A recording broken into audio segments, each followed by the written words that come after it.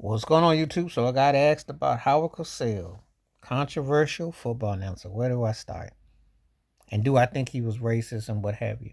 I think he made some inappropriate remarks. I think that definitely was a reflection of what you could get away with at the time. You know, you still can. They just have a way of coding and selling it. But he, as a sports announcer at the time, he definitely was someone that said a lot, did a lot.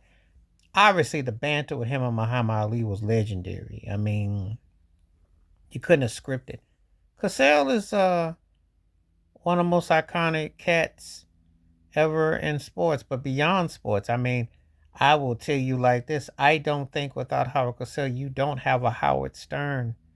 You know, some of the talk show shock jocks had to go from the Howard Cosell School of Journalism because his brand of takes and themes were unlike anybody else at the time. I mean, he really was a guy that uh, it was for the younger eyes and the people listening. He inspired a lot of people.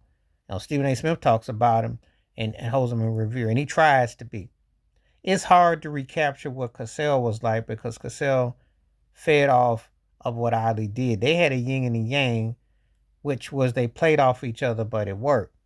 You know, we don't have that today. You really don't have that kind of thing. You know, imagine if Ernie Johnson from NBT had a bit more edge to him and he wasn't so laid back. Him and Charles Barkley might be close, might have been kind of considered close to that.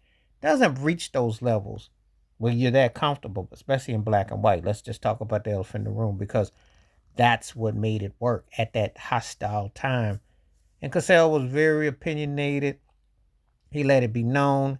He knew what the tier levels was when they brought in so-called journalists, former players trying to jock and get on TV, and he made them go through the ritual. He definitely had a way of how this goes. They don't make them like him no more in that regard.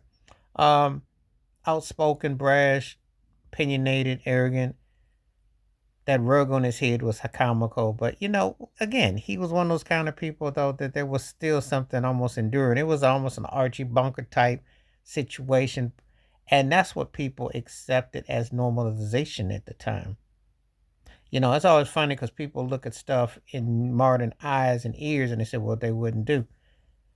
You say that, but look at what you allow to become your presidents and what you allow to be considered normalized. So really, call cap on it, call cap on it, call cap on it. But anyway, he was an interesting figure. He was very charismatic, had a lot of personality. They don't really have anyone that's gonna, you know, you got articulate announcers, you have people that use big words, you have people that have vibe. Cassell was one on one though, for better or for worse. So, you know, it comes down to you either thought he was on point or you thought you were indifferent to him. You know, it's just kind of how you looked at it, you know. Um, but he definitely left a mark, though. You know, you never look at sports again or heard it again quite the same with or without him. And there were people that were just like that for their era. They really, you know, struck a chord that you can't even put into words. It's still to this day. It's like wow, that's how it was, you know, and that's how they left it. So anyway, give me your thoughts and takes about Howard Cosell and a football announcer and the whole nine with him. Very polarizing, even right now as I speak. Please select subscribe, welcome thoughts, comments, and I do respond. Thank you. Wash your hands, keep your mind clear, watch out for another. Share it if you like. Hit the membership. Stay safe, stay blessed, stay woke, stay free. I'm out one time. Peace.